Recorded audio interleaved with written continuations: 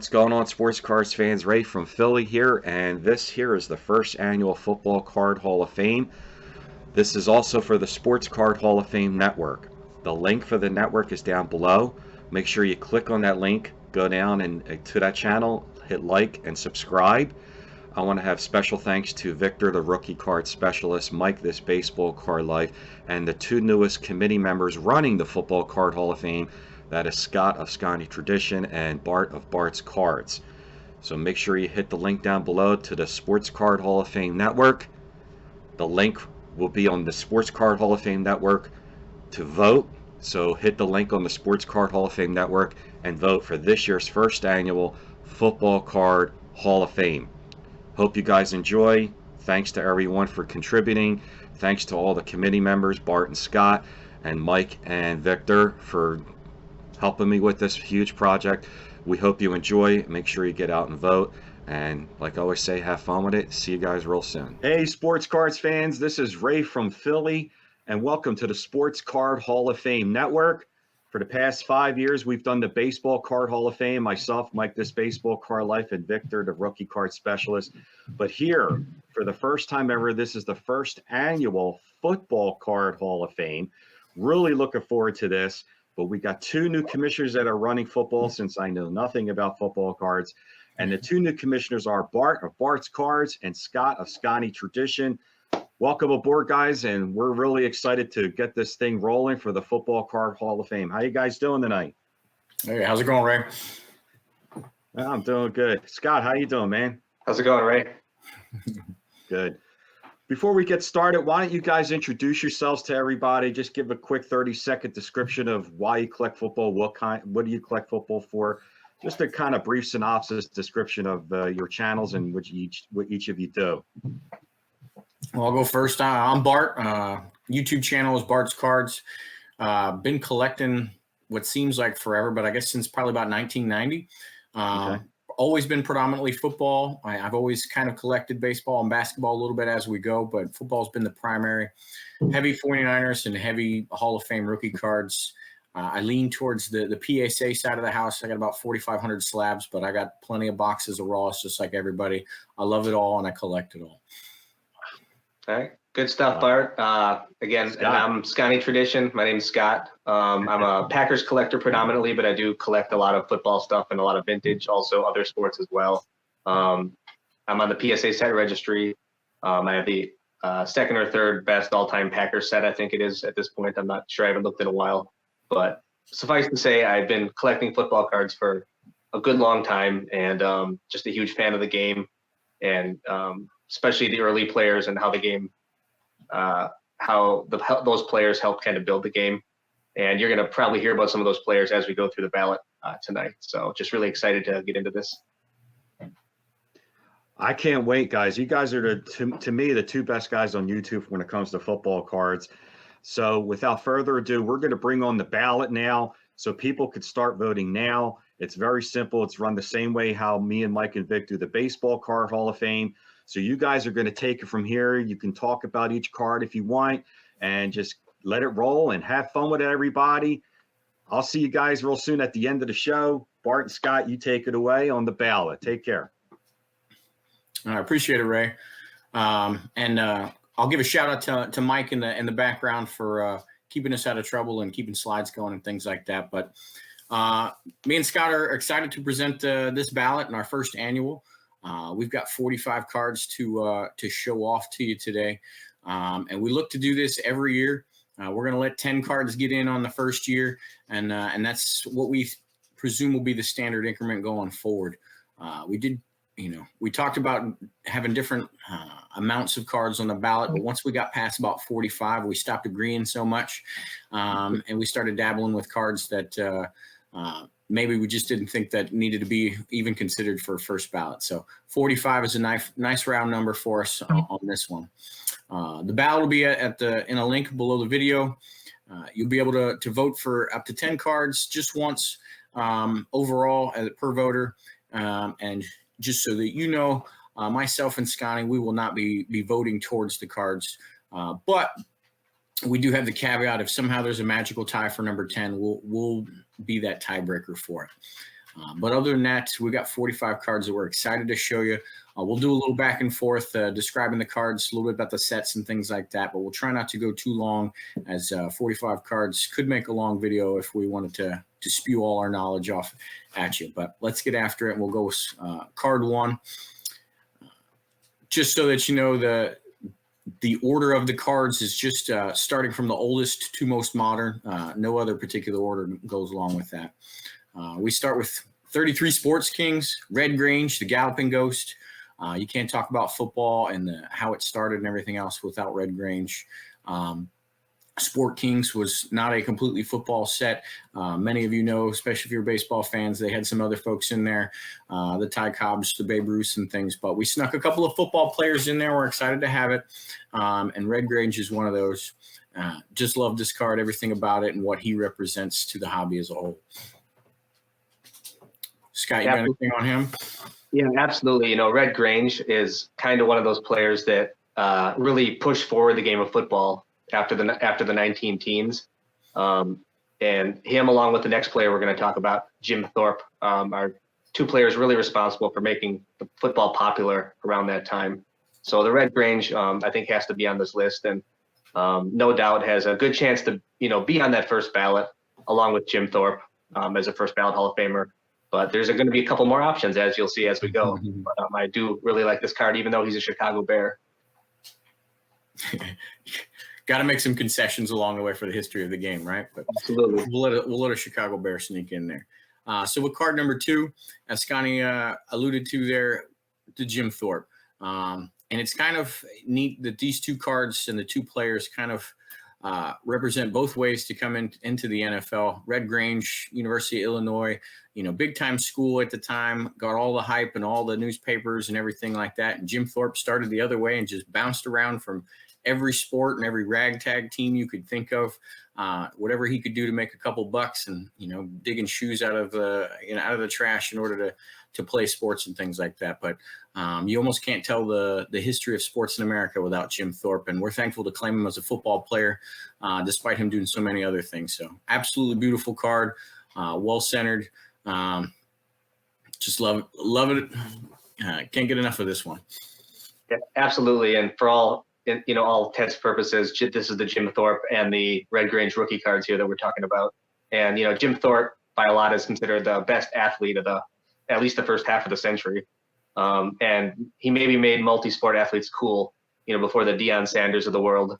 And, some of these players that played multiple sports. Jim Thorpe was the original, of course, being an Olympian before he played football, and he also played other sports as well.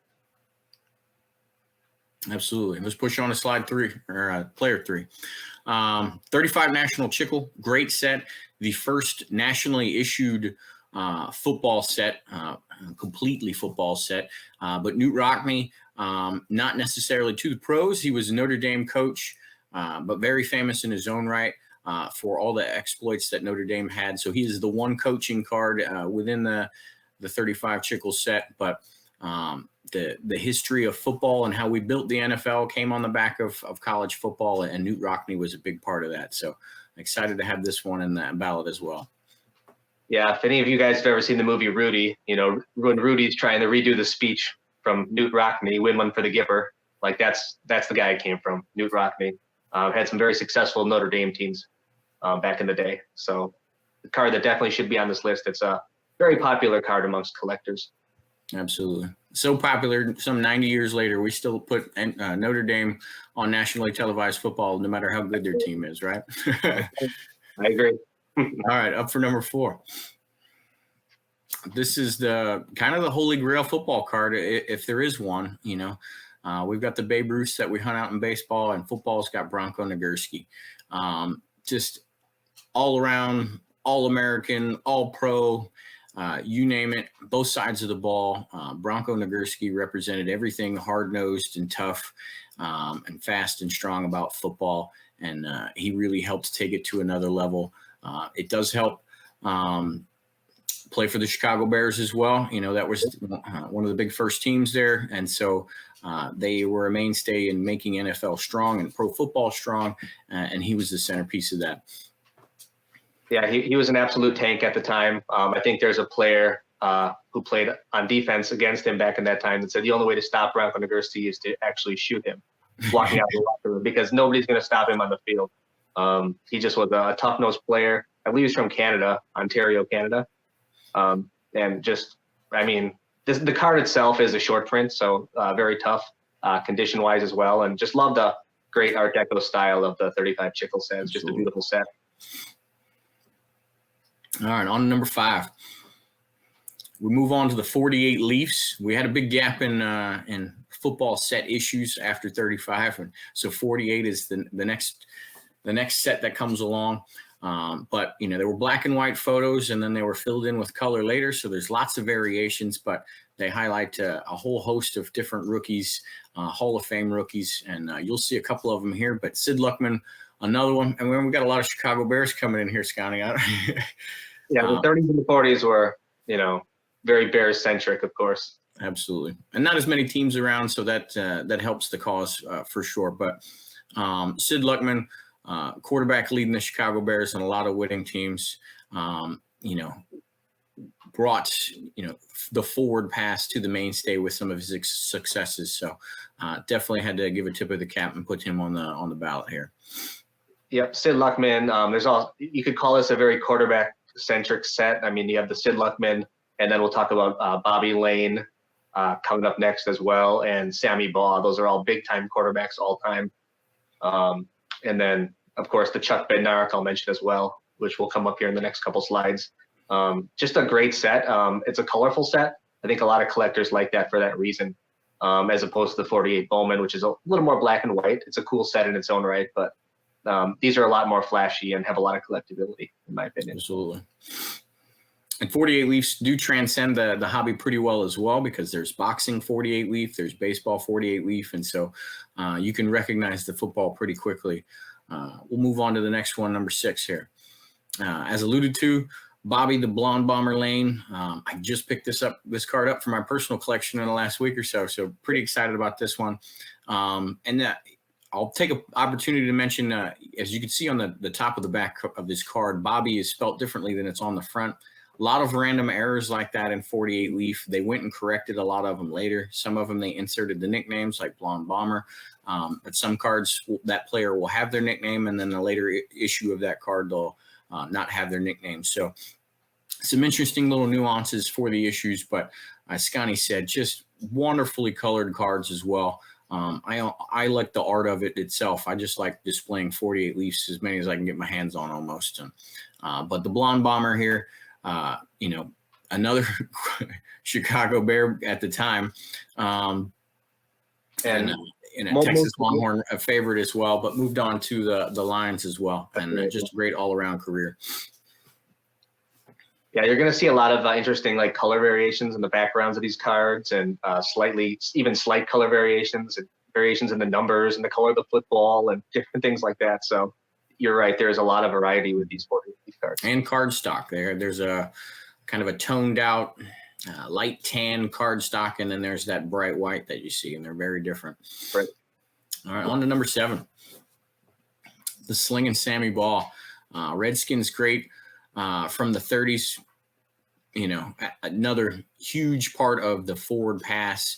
It's a little rough to go back and look into some of the statistics of those guys, because interceptions did happen a lot back then. And some of it was because these guys were playing both sides of the ball, and they were also intercepting the ball, and that's why they were so great. But, just bringing the game to the front and making it popular, and changing it each year by doing progressive things, especially in the passing game. That's why you're seeing all these quarterbacks so quickly. Yeah, this is probably the most popular card of the set, in my opinion, the Sammy Baugh. I'd agree with that, yeah. The Bednariks are just a little more scarce, I think, to find. So so I think that while that is a big card and it goes for a lot of money, the Sammy Baugh is definitely the most popular of the set. Agreed. And with that, number 8, Charles Chuck Bednarik. Concrete Charlie. Concrete Charlie. If you got a name like that, you just can't beat it. I remember growing up watching, NFL films videos of this guy's hands and how they were all mangled and everything else. And he was just the toughest dude. If you saw footage of him, he was usually bleeding from random places on his face and wherever. And he didn't care. And he was playing offensive line, defensive line, and just an awesome player for the Eagles. Yep, and I'm a defensive football player fan myself, so I would love to add this card at some point, and just have not got the chance yet because it is, as I mentioned, pretty pricey. It is. I got one in the PC, thankfully, a long time ago. It's still not high grade because it was expensive back then, and they're very scarce to find as well. And 48 Leaf is plagued by centering issues and things. And obviously with that bold color, you'll find some snowing problems. So even when you find one, it's not necessarily what you're looking for. You got to be a little bit picky, but it's tough because of how scarce this specific card is as well. All right, we'll move on to number 9. And we'll go into the next year, 1950 Bowman, a much smaller card, but kind of neat with the photos, a little bit more artistic with it. And you didn't see the names and things until you flipped it over on the back. But Otto Graham, you know, he came into the NFL after winning multiple championships, basically every championship there was in the All-American Football Conference. I'm still a little salty about that because my Niners were the other good team in the AAFC and lost a couple of those championships to them, and nobody remembers that part, but they always remember Otto Graham for winning all of them. Just a great quarterback, just known for winning nonstop and the whole time he was on the field. And 50 Bowman's a great classic set that does match the baseball set as well. Yeah, he won a lot. I think he was named like maybe All-Pro 9 of his 10 years or something ridiculous like that, and won a lot. And I actually was fortunate enough to pick up this card last year at a collection. So really, really cool to get that. This is one of my favorite sets because of just the picture on the front. It's very simplistic. Obviously a big fan of the Tony Canadeo rookie card, and I'm sure you're a fan of the Y.A. Tittle as well. It's just a great set. Absolutely. All right, number 10, Tom Landry. Obviously, most of them know him as the coach of the America's team, I guess, the Cowboys, and how so many years he was there. But he was a defensive back for the Giants. Before that, he's not a Hall of Famer as far as a player goes, but he is a Hall of Famer as a football coach. And with that lore and the mystique that he brought to the Cowboys and things, obviously his rookie card with a beautiful set like 1951 Bowman in the color, and a little bit bigger than 50 Bowman for sure, is very popular and sought after. And thankfully, you can find it pretty well centered in a lot of issues as well. Agreed. Beautiful card. You know, very well known as the Cowboys head coach for many years. I think there was a stat out there where he didn't finish under 500, 20 straight seasons, wow. It just speaks to his consistency. And just a great set. That the 50, 51, and 52 Bowman sets are all just beautiful cards in my opinion. Absolutely. Full nostalgia on those sets. Number 11. 52 Bowman Large. All right. So 1952 Bowman had 2 issues, the large and the small. The small was a little bit more prevalent. Large was scarce and always more expensive because of that. I think the smaller, you'll find them a little bit better centered as well. But if you get a large one and you get it nice card, the bold color, the size of it, especially when you're comparing it to the previous years of cards, is just amazing. And then Jim Lansford, the final card in that set, you know, how they did the printing processes and things like that. That card has been tough and sought after for years. I remember as a kid looking in Beckett's, and you always just kind of scrolled and see, you know, through the columns, what card had the most digits assigned to it, i.e. was the most valuable. And this was that card, multiple thousands of dollars, even as a little kid, and, you know, just for a raw card. Great set. A lot of these players are depicted in their college uniforms, and this is no different. And, you know, can't say enough about it. Great set, and you got to have some representatives for that set here in the Hall of Fame. Yeah, being the last card in the set, obviously prone to lots of condition issues and things like that, and a short print. So it's very, very hard to find in high grade. And I think I would liken this a lot to the 52 Topps Andy Pafko for baseball. It's just one of those cards that's really tough to find. And you're like, okay, well, why is this card so sought after?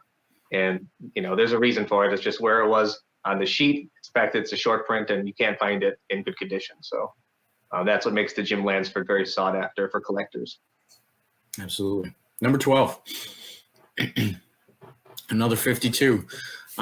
Frank Gifford. Obviously, he's more than just Kathy Lee's husband, but many of us grew up watching her and having him on that show every once in a while, and obviously saw him in the football booth as well for many years. He was a mainstay, but he himself was quite a player back in the 50s.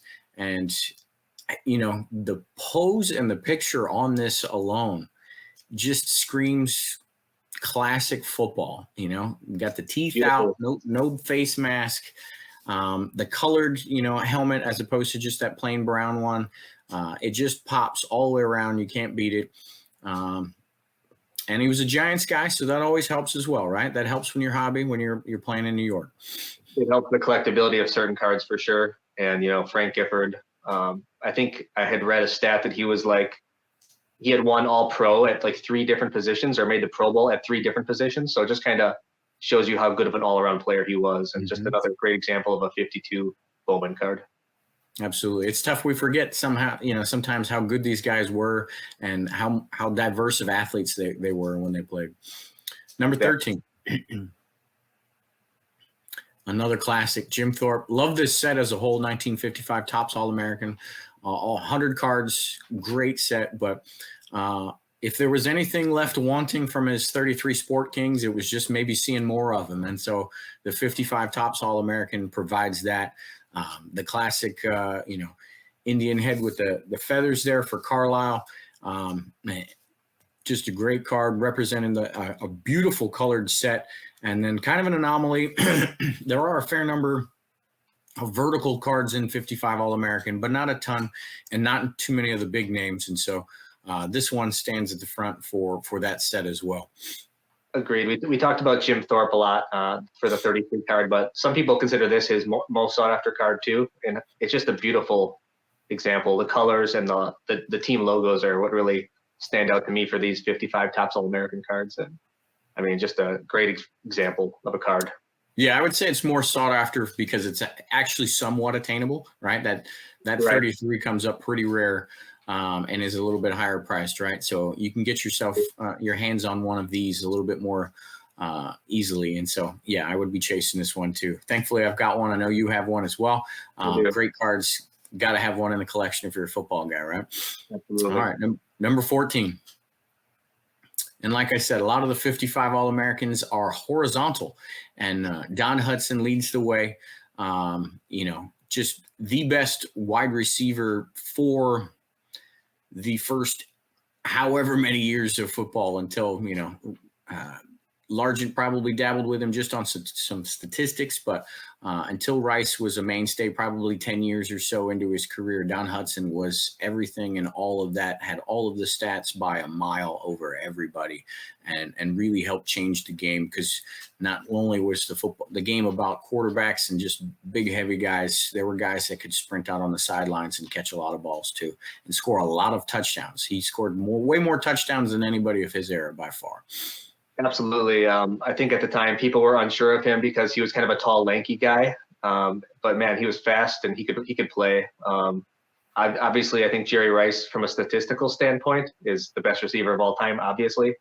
But when you compare him in his era to Jerry Rice in his era, some would say that Don Hudson was actually more dominant in the era that he played. When he left the game, he was so far ahead of anybody else in statistics. It was ridiculous.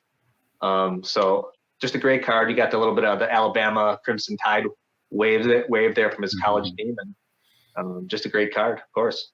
First ballot Hall of Famer, Don Hudson. Absolutely. Number 15.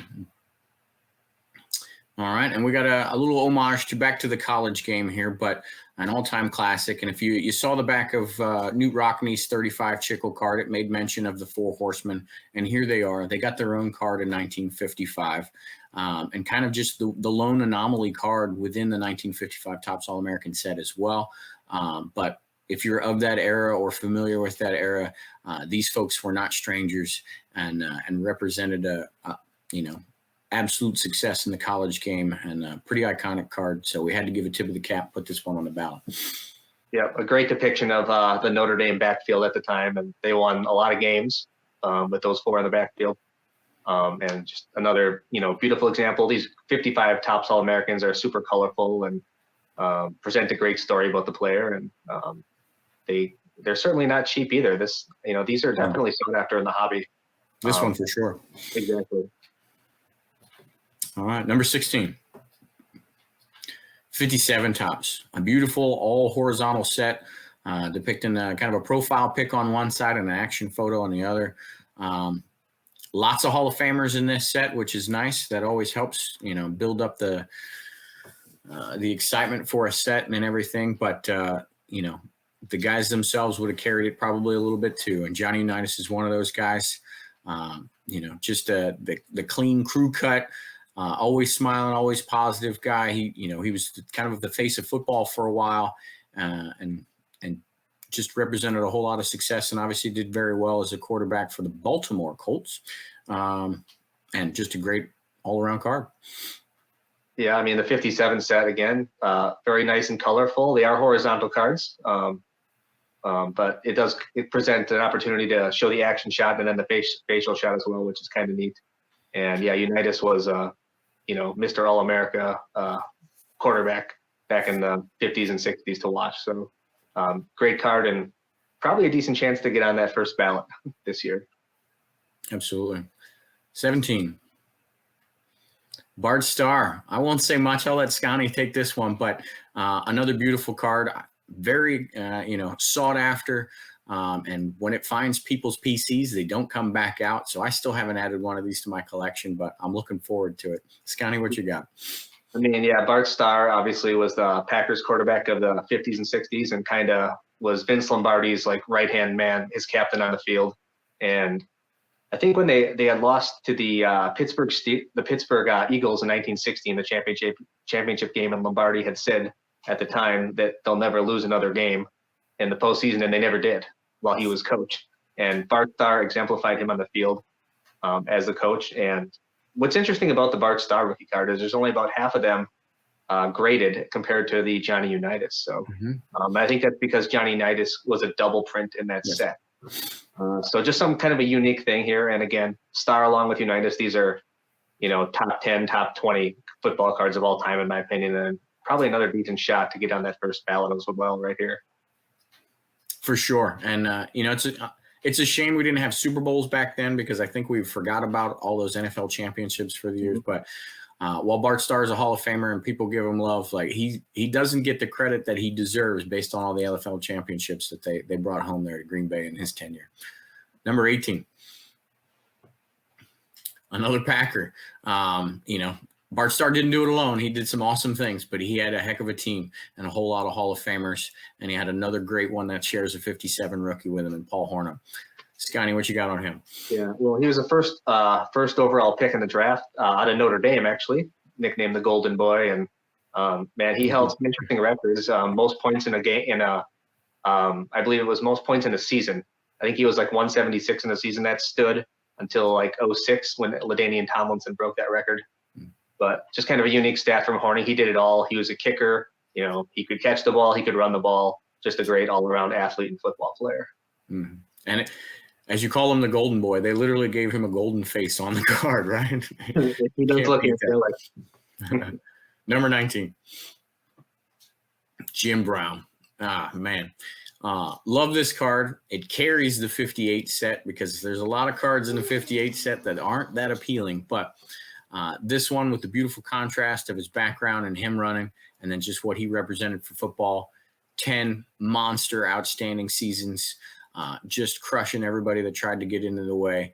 All time, led the league in rushing pretty much every year and was by far the rushing leader as far as a career goes when he retired. And if you ever watch any of his highlights, there's no question that he and anything associated with him, to include this card, deserves to be talked about on a regular basis. Yeah, a great player, great all-around athlete. I think he also played lacrosse and basketball as well. Mm-hmm. And he just came onto the scene and just dominated. He was a great running back. This card can be prone to centering issues, I think, as well as the chipping on the back. It has that red background, as you can kind of see on the right-hand side there. So condition can be a problem for this card. But I think I'd read he held the the all-time yards per carry record at 5.2 yards per carry for many, many years. I'm not sure if anybody actually broke that or if he still holds it, but I know he Jamal held it. Charles has it now, and there's a couple of guys that once they get a couple more carries, they'll push him back down. But he was by far and away that leader for a long time. Exactly. Absolutely. And yes, as you said, for condition, a lot of snow problems with the black background for his card specifically. And then something I noticed when I was looking for many years to pick this one up was the registration of his face. A lot of his pictures are just blurry, and sometimes even a little offset with how they overlaid the shot there. But this one's a nice example and just a beautiful card, and a must-have for a football collector, and represents the 50s football well. Number 20. Get into the 62 tops, the condition sensitive, another horizontal set, but all black borders. They didn't know what they were doing at the time, setting up for all black borders, and how that would sit in shoe boxes for years until we found penny sleeves and top loaders and things. But neat action shots, and then a nice big shoulders bust shot there or whatever. And Mike Ditka, came onto the scene with a fury, put tight ends on the map kind of thing, and did very well, not just as a rookie. I think he had 1,300 yards or something as a rookie, just something ridiculous. But, changed the game of receiving a little bit in his own way, because now there's somebody in the middle of the field that's catching all those balls, not just on the outside. And then we know him, obviously, from our timeline as a coach of the Bears as well, but he was a great player before that. Yeah, a coach for the Bears. I believe coached the 85 Bears Super Bowl team. And Ditka's really he's a player, I'd say. Yeah, he was a good player and everything, but he really kind of transcended into pop culture a little bit as well. And that certainly affects the collectability of this card. And also for him, coaching that Chicago Super Bowl team. Bigger city, big collector space. And that's why it's on the list. And he did get some playing years in Dallas, and that always helped at that time frame too, right? That's right. 21. Fran Tarkenton. This was, as far as I'm aware, the first big numbers guy for football as far as putting up big yards. He was slippery too. He was sneaky and running around and things like that, but usually he was buying himself time as opposed to just full on scrambling. But put up a lot of big numbers as a quarterback. And then hopefully most of you weren't Minnesota Vikings fans in the 70s, but if you were, you found your way to, I think, 4 Super Bowls if memory serves, and it didn't work out, but somebody was leading you there, and Fran Tarkenton was that.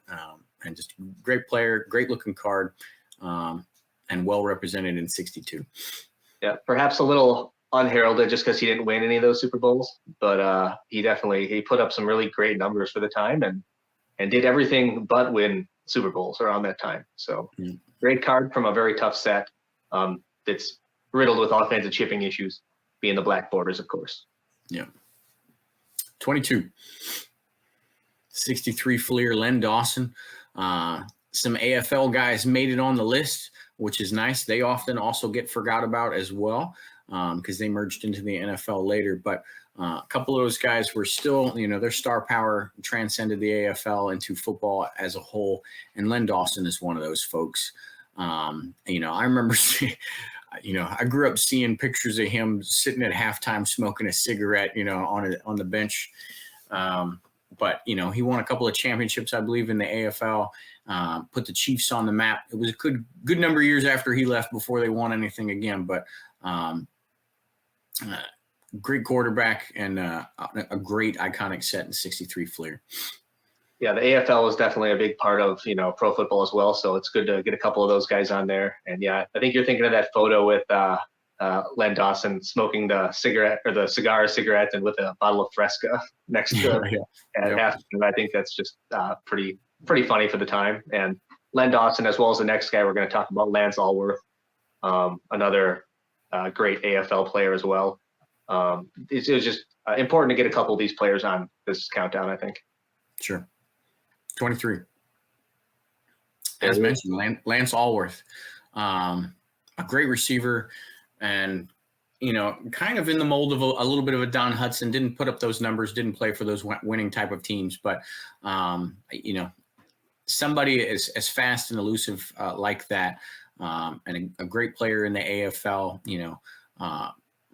all AFL for most of his tenure playing in the AFL. So great card, a tough card to find as well. Him and Len Dawson, these are tough cards to find. So if you find one that you kind of like, you might want to get after it and prioritize it. But beautiful card. What you got, Scotty? Lance Allworth, I believe he's the first AFL player inducted in the Pro Football Hall of Fame. So just an important card in that right, I think. But yeah, great receiver, and got to get the AFL some notoriety. So here we have it. 24. Ray Nitschke. To me, a representative of toughness, just the old school football. You don't see no tape on his hands, no glove on his hands, just getting after it. He's already lost all of his hair as a rookie. I don't think this was a picture of his rookie year. You can correct me if I'm wrong, but looking like an old man already, but still just a dominant force. A beautiful card, no less, because you got a color match there with the green and yellow, which didn't happen too often in 63. But the defense of the Packers in the 60s was legitimate as well, and he was the leader. Yeah, I think this is probably the most sought-after card in the 1963 top set. It's a beautiful card. I like it as a Packers fan because of the green and yellow borders. They match well with the card itself, of course. And yeah, Ray, I think, was like 27 or 29 in this picture or something. I mean, it just goes to show you the kind of tough life and the tough area where he grew up. And he was an animal on the field, and he was actually a gentleman off of it. But when he went on the field, something changed in him, and I think he was able to exercise, all of his demons that he had on the football field. And he's one of only just a handful of Packers with their number retired as well. Outstanding. 25. The tall boy with 65 tops, Joe Namath. Obviously, he's made popular by promising a Super Bowl victory, and it worked out. But a short printed card, I can only imagine how difficult it was to store cards in general back in the day, but I don't imagine too many shoe boxes were the height of this card. And if you laid it sideways, then, those cards are shifting all around and things like that. Beautiful set. Broadway Joe is, he transcended more than football. He was just a popular cultural icon, which needs to happen for his football lore to exist a little bit more, because his statistics are a little ugly if you look them up. But a beautiful card to represent the 65 tops. Tough to find centered from time to time. But, a monster. I need to add this one soon, but I don't have it yet. What do you got, Scott? I'd also like to add this card at some point. There is a little bit of a variation, I guess, with a little mark on his wrist called the butterfly variation. Yeah. That's just something to look for if you ever have to look for this card. And I'm reminded of the story, of the image on the card. I think they took this photo when he was sick or recovering in a hospital or something from some injury, surgery, or they came to him to take the photo. Yep.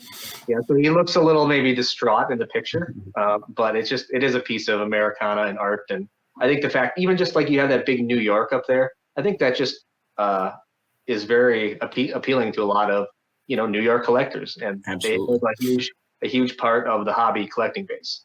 Mm-hmm. And he was that first big Jets player now that they're not the Titans, right? Exactly. 26. Another brick wall of a man, in the line of Bednarik, Nitschke, and now we got Dick Butkus. A monster of the midway, just a tough, you ran into him and you stopped, and that's what happened. You hit the ground. Just big square jaw guy, represents everything about football. And, he's who I grew up seeing a lot of NFL films. If they were, doing those little montages of flashbacks, somehow Dick Butkus was in the middle of it, shutting down some offense. And it was great. Beautiful card, tough to find centered, and tough to get in good high condition because of that little chipping you would see on the back with the green borders. I think Dick Butkus probably overshadowed Nitschke a little bit during his time. They were both linebackers. Dick Butkus was probably 1 and Nitschke was 1A. So they were both awesome though. He was very consistent. A lot of Pro Bowl, All Pro type appearances, and what can you say? Just a a great player over his time. Absolutely.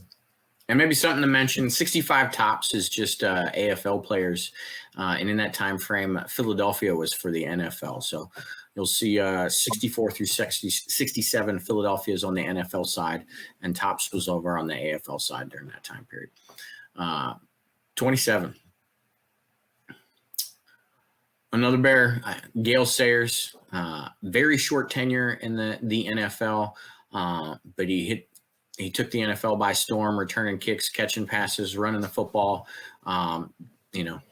all pro as much as he could for the few years that he was in. And so it was so popular, he might be the shortest tenured NFL player that's in the NFL. Maybe somebody snuck one in on him, but he's down at the bottom, but nobody has ever questioned whether he should be there or not. And a beautiful Heisman type pose here, and with all the colors popping of the Chicago Bears uniform. Yeah, I don't have too much to add to that. Just a great player, a dynamic runner when he played, and you got to love that pose on the front of a card. I mean, if that's not a classic pose, I don't know what is. Absolutely.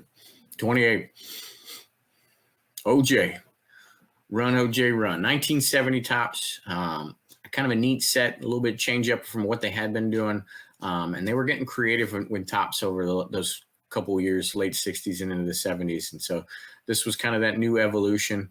I think, the popularity does have some to do with the color pop on this one, that blue and the pink. For whatever reason, they chose pink. I guess that was supposed to be kind of a Bills red, and it came out pink, but it looks great. Just giant square jaw, and obviously OJ, if you watched football in the 70s, was just a monster. He was, didn't quite do what Jim Brown did. He looked real similar doing it there for the 70s, and just a great player, and I'm fortunate enough to have a couple of his in Niners uniforms as well, because he finished out his career with us.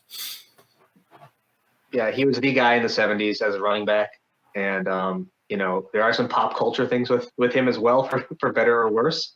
I don't know how that affects the popularity of the card necessarily, but even just as a player, if you look at him as a player, just a great player, and I think that's why he's on this list more than anything.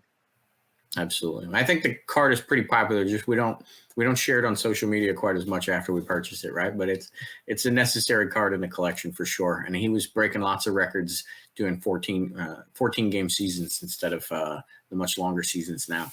29. Right. Terry Bradshaw. Obviously, we all know he won 4 Super Bowls with the Steelers in the 70s, which is a very significant thing for any quarterback. And since like I said before, the Super Bowls kind of pushed away what we remember about NFL championships. We kind of look to him as one of the most winningest quarterbacks of all time. He's definitely in that list, maybe not as high as we give him credit for, but a great, tough quarterback, called his own plays, was getting beat to hell in the 70s by the Raiders and things like that, and still stayed in there. And then 71, beautiful set, full colored borders and things like that. Condition sensitive because of that, but great looking set, and just a classic golden boy look here on the photo as well. Yeah, don't have too much to add. It's a tough card because of the the chipping and the centering that can plague the 71 top set. But yeah, obviously Terry Bradshaw deserves to be on this list with his 4 Super Bowls, and was a great player for the Steelers for many years. Absolutely. 30. Captain America here. 72 tops, beautiful set. Roger Staubach, Heisman winner at the Naval Academy, and then after completing his service, came back to the Cowboys as if he hadn't missed a step. Very elusive quarterback. At the time, there weren't a whole lot of quarterbacks that were getting a lot of rushing yards. Not that he was breaking too many records. Those are small numbers compared to what you see some of the guys do today, but a very elusive, athletic guy. Very, again, clean-cut guy, represented football very well. And, for America's team, I don't know how they got that name, but they, that's how we refer to him a lot of times, to be the leader of that team, to be very successful in the 70s, and then to represent what everybody was, looking for in somebody to model themselves or what their kids were looking up to. This is that guy. And just a great looking card all around too. Yeah, amazing. He was able to go into the Navy for 5 or 6 years, I think, and then before he would have come back to play football. At least 4, right? Yeah. Yeah. I'm not sure because it was Vietnam time frame, so I don't know if he had to do a little bit extra there, but at least 4 years. Yeah, but he wasn't playing football at a professional level during that time, and it's amazing he could come in and just pick up where he left off, and was kind of well known for his, I believe, his efficiency numbers at the time. While before that was kind of a thing. You look at some of those old quarterback stats, and there you see guys with tons of interceptions, tons, touchdowns. Some of them had more interceptions than touchdowns. Yes, a lot of them did. Yeah, and so Staubach was a very good and efficient quarterback. And he was very much so, and that's what afforded them to win games that were 14-7 games and stuff, because he wasn't turning over, right? That was the field position game. And yes, if you look at his numbers specifically, he never, he didn't surpass 30,000 career yards or anything like that. But the efficiency in that quarterback rating, which is probably relatively new during his time frame, were way higher than a lot of his contemporaries. Number 31. Sweetness, right? Can't leave out this card. Walter Payton obviously did a lot of things for the Chicago Bears, did it in a beautiful style and fashion, but broke the records for rushing as well. Not just at the time for a game, but as a career by the end of it. And just a classic, good football jaw there with a nice smile looking like a square at you. And 76 has a nice frame around his photo. Good looking set. Yeah, I don't know of any other cards that maybe a Chicago Bears fan would fawn over other than this particular card. Sweetness, Walter Payton was an awesome player, and this is a great card. That's why it's on the list. 32. Joe Montana. I'm a fan, right? Great card. Another 4 Super Bowl winner, 3 Super Bowl MVPs in that time frame, 2 MVPs in the season. And Joe Cool, right? If you get yourself a cool nickname, it's going to help. And so, just a classic card. He carries the 81 top set. There's not a whole lot of big cards in that set by any means. But this is a beautiful pose, picture, everything, and definitely a card that needed to be on the list.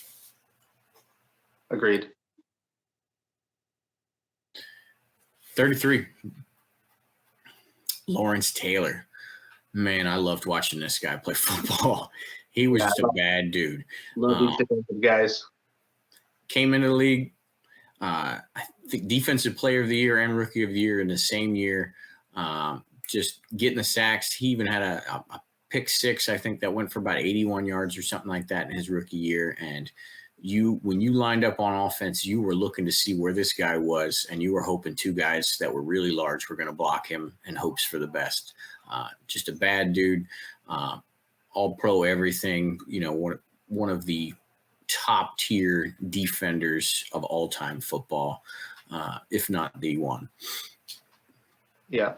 Arguably the best defensive player of all time. He's probably going to be on this list. So definitely the key card of the 82 top set as well. Absolutely. And 82 tops for me is probably one of my favorite sets of all time. Just the design and everything else. I love all the 49ers cards clearly in it, but there's some great rookies that go along with it, and this is one of them. 34. Dan Marino. We'll get some 84 tops in here.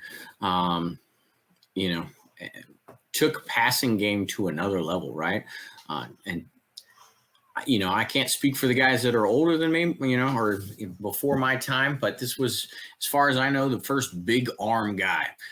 Just gunslinging it out there, 5,000 yards, first one for many, many years to do that, 48 touchdowns his second year in. Thankfully, my Niners prevailed in the Super Bowl against him, and it's only one. But Dan Marino, if you were watching football in the 90s and 2000s, if he came on, you were watching, and 84 is an all-time classic set. Love that old Dolphins logo there on the bottom left. Just a great card. Yep. And I'll just add, this 84 top set known for, centering issues and print defects as well. So where you can find a fair amount of cards in an 8 or a 9, finding them in a 10 is almost impossible. It's very, very difficult to find. Absolutely. 35. Even harder in a PSA 10 will be the John Elway, right? Yeah. But another great set, and obviously multiple Super Bowl winner. Lost himself a couple of them before he finally got 2 of them towards the end of his career, but great player, Mr. Mile High. I don't know if I just gave him that nickname, but that's what should be the nickname. Put the Broncos on the map for sure, because they didn't have a whole lot of winning teams before that. And obviously his numbers are now been pushed aside by some of these modern era guys, but he did have some big passing numbers for his time frame as well. Yeah, I'm still a little salty about that Packers-Broncos Super Bowl. But certainly John Elway, just like Dan Marino, if you're a big-time quarterback for a long time, you're probably going to be on this list, in the rights of Joe Montana, Terry Bradshaw, Roger Staubach, John Elway's kind of the next one here. It sure helps. 36. Yep. Reggie White, the Minister of Defense. Great card. It's an XRC, as it were, as we go in the hobby there, because he does have an 86 tops in the Eagles uniform. But 2 years before that, for the Showboats in 1984, tops USFL. Some good number of rookies in here with Reggie White and Jim Kelly and Steve Young and whatnot. But Reggie White, I think, to me, leads that way. I'm sure you're pretty fond of him as well, being a Packers guy. But man, this guy was a monster, and you would just see him use a forearm and shove anybody out of the way and put them on their butts. And just a great player. Gone too soon, but an awesome card as well, and kind of a neat one to showcase. So they're not all 1984 tops that year. We had some at USFL as well. Yep, those magenta background borders did not help for chipping, and also centering was an issue with this card as well. Reggie White, obviously gone way too soon, unfortunately, but he's probably my favorite player of all time, being a Packers fan. Awesome. And what's interesting about this card, I think there's only 7 10s out there if you're a PSA fan, 7 PSA 10s, so almost impossible to find in a 10. You can find quite a few 8s and some 9s, but a 10s, it's just impossible because of the black borders and some interesting tilt and centering issues you get with this card.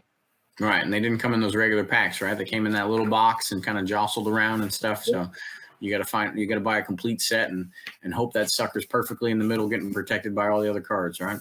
Exactly. Number 37. You could my man, the GOAT. 86 tops, Jerry Rice. 86 tops. They were changing the designs pretty well through the 70s and 80s, but anytime you get such a bold color on the border, it stands out a little bit more.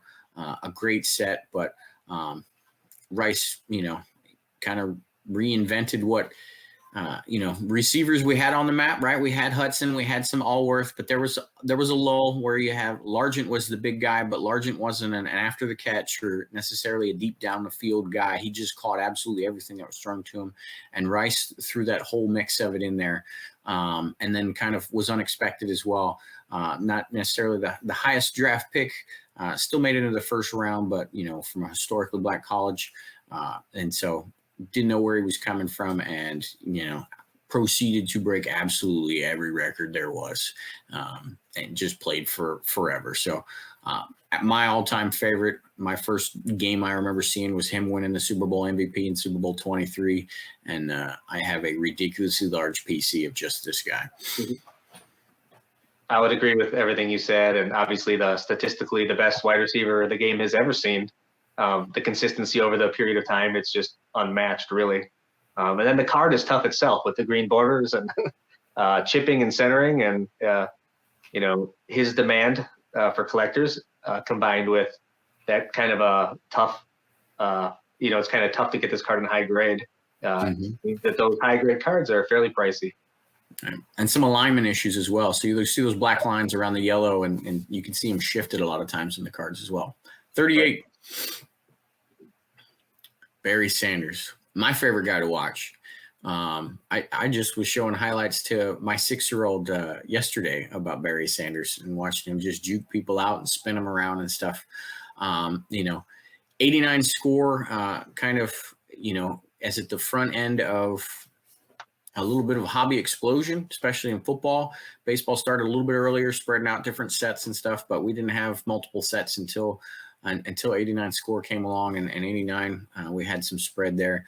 I'm not huge on the photo that's used on this card. I do like his 89 tops a little bit more, but as far as iconic and everything, 89 score is it. I wish he'd have played longer. He played 10 seasons and averaged more than 1,500 yards per season. And, on a terrible Lions team every season, and still we would all want to watch, especially on Thanksgiving, right? Yeah, just an electric runner, and retired in 1999, so only about 9 or 10 years in the league, really. So, but he was awesome when he was here. I just wish he would have been here a little longer. But even when he was there for just a short time, he did a lot and certainly deserves to be on the ballot. Mm-hmm. And 89 scores got those solid borders as well, just like we mentioned with a lot of other sets. Those are always going to give you condition problems for the card. Number 39. Speaking of condition problems on the borders, right? 1990 score supplemental, Emmitt Smith, the all-time rushing leader, and a mainstay for 3 Cowboys Super Bowls. Awesome player. The set itself is pretty neat. 1990 scores what got me started into football. I didn't necessarily have supplemental back then because the supplemental set came in a little box set just like the USFL did, or for you baseball guys out there, those tops traded sets of the 80s, it came in a set just like that, which makes it even tougher. You got centering issues and everything, but when it's bouncing around in a little box like that, good luck with your condition. Still can do okay with the grades, but 10s aren't all that common, and especially in the surge, they're pretty expensive. But a beautiful card, a little bit of a color match. I'll go with that on this. I'm a big fan of 1990 score. It was slept on for so many years, but great card. Yeah, agreed. One of the best running backs of all time. He just would decimate my Packer teams of the early to mid 90s. He would just run through them like Swiss cheese. And man, he was a great player. And yeah, a great looking card as well, and tough and high grade as well. You wouldn't think, with the production of the time, but can be tough to find in a 10. It is. Number 40. Brett Favre, 91 Stadium Club, wearing his Southern Miss college uniform there. But 91 Stadium Club was kind of the first high-end product out there, right? Like 89 score pushed it up a notch, and then Stadium Club came out of, it was kind of another level. We hadn't seen or heard something like that before, and he kind of carries that set with the big rookie there. Other rookies have him in the Falcons. Takes him another year for him to get into the Packers uniform there, but great gunslinger quarterback and great card itself. Yeah, I agree. And this card's the one with the error on it, so the name Favre is spelled wrong on the bottom, which is kind of a unique thing about this card. When he had a lot of passing records when he retired. Obviously, those have been passed since. I think you see that as like a trend along the way here, right? Yeah. Like quarterback sets a mark and it's broken and broken and broken. Here we are now with Brady holding a lot of the records just due to his longevity and consistency in the game. So, but certainly Favre brought the Packers back to relevance, and I feel really definitely deserves to be on this list as a player for sure. Absolutely. 41. As you see, we're getting a little bit more into the modern stuff, but there won't be too many of them, right? Because we're already into the 40s. But 98 SP Authentic, Peyton Manning here. Beautiful set. Low print run there, so tough cards to find out of 2000. So there is a demand for them for sure. But beautiful photo of him, kind of getting ready, in a practice or something like that. And then you get to add the action shot. But one of my favorite quarterbacks of all time, just a master of an offense, no matter what was going on.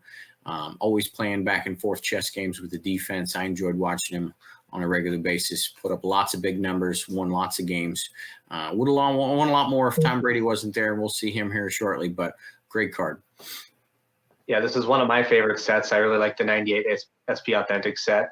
We'll talk about another one coming up here as well in Randy Moss.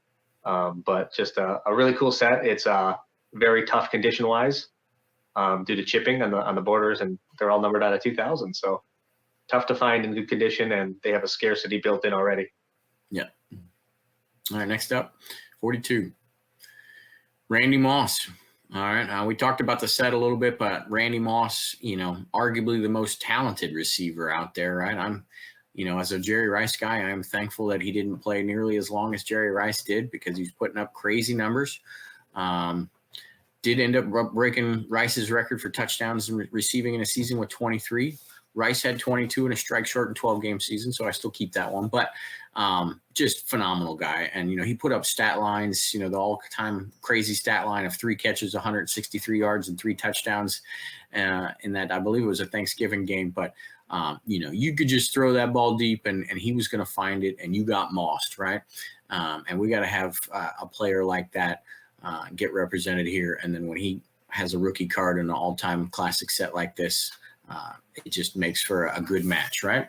Yeah, when he came out of the scene, he was just like a new kind of receiver. Like, he just kind of threw it up and he went and got it. And I think he kind of represents more of kind of what the modern receiver really is. Mm-hmm. So yeah, definitely deserves to be on this list. Absolutely. 43. Boo. Tom Brady. But this card itself kind of changed the hobby, right? As football guys, there was not a lot of big money that ever into the football hobby. Even, you guys, baseball always had the Ty Cobbs and the Ruths and things like that were pushing its stuff up. We just didn't have stuff that really pushed the market until Tom Brady became big. And then all of a sudden this card started hitting otherworldly numbers as far as values and things. And then when you talk about contenders, and back then they were very limited print. They didn't number them yet, but they were very limited print, on-card autographs and a neat design with the ticket on the side. It was just a perfect match to go along with it. And so a very iconic card that has, pushed the football side of the hobby into very significant levels. Yeah, obviously the best, statistical quarterback, I think, to play the game at this point. And, this is his rookie card, and it's an autographed version of the card. And you just look at some of the price points on this card. Obviously there are a lot of people out there that highly value this card, and they're willing to pay for it. So just that on its own, I think, deserves to be on this list. And I think we have another Brady card to talk about next. For sure. 44. Non-autographed version. Out of 1250, so even shorter, right? Right.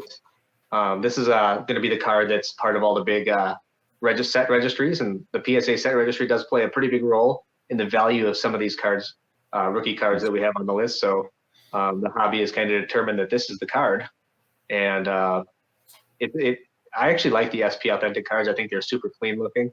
I always have, and this is certainly Brady's example of his rookie card, SP Authentic. It does. This set almost makes any card in the set worth collecting, just because they're such a clean look. I wish we had a rookie worth collecting in 2000 because I love this set as well. And a monster card.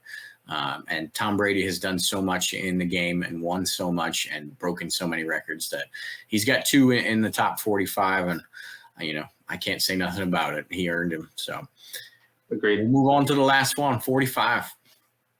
The most modern of the cards in here, the 05 Topps Chrome. And before we came on air, I kind of joked. I was like, even our picture is off center, because 05 Chrome is notorious for having that left-right problems. And so you got to be content pretty much all the time if you get a 9 when you grade one yourself or something like that. But that's just the default. But beautiful cards. That Chrome from that year, I don't know, just sticks out a little bit more to me with the contrast and the white and everything. He's in his practice jersey, and he had to sit on the sideline for a couple of years behind Brett Favre. But when he got his chance, he made the most of it and developed an iconic card in the process. Yeah, 4-time MVP of the league, and a leader in some of the passer rating, passing efficiency numbers all time as well, touchdown interception ratio all time. So, he'll be a first ballot Hall of Famer whenever he does hang it up. Absolutely. And this is his rookie card, and it does have its condition issues, right? Like, this is not like, some of the newer Prism cards or something where the pops are in the 20,000s or whatever for PSA 10s.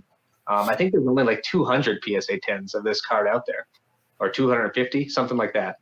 It's out of like 1,000 or 2,000 that have been graded. So there's just not a lot out there. And it's due to the centering issues, as Bart had mentioned, and also the scratching, that can happen on these Topps Chrome cards as well. All right. So that's the list. So some things you can look forward to for the vote. Obviously, it starts today. As you're seeing the video, the link is down below. We'll cut off the voting around February 8th, 12 Eastern time. that gives us some time to keep track of the tabulation and then finalize who made it and make a video to publish that out. And you can look forward to that on February 11th, our induction day. And that is one day before Super Bowl Sunday. I'm hoping for the Niners. Scotty's hoping for the Packers. We'll see what happens. But make sure you check out that link below. Subscribe on the Sports Card Hall of Fame Network. And again, thanks to my co-commissioner here, Scotty Tradition, as well as the boys behind the scenes with Mike, Victor, and Ray from Philly. That's all we got for you today. We look forward to your voting, and we look forward to seeing you again. Scotty, what you got to close us out? Man, just a lot of fun going through some of these cards. It makes me want to actually go and pick up some of the cards that I don't have that we talked about. We can't have everything, and I certainly don't have all the cards that we talked about. But yeah, I think it's a very strong list, and it'll be fun to see what the public thinks about this and which 10 will end up being on the first ballot. For sure. All right, thanks, guys. Till we see you next time. Later. Thank you.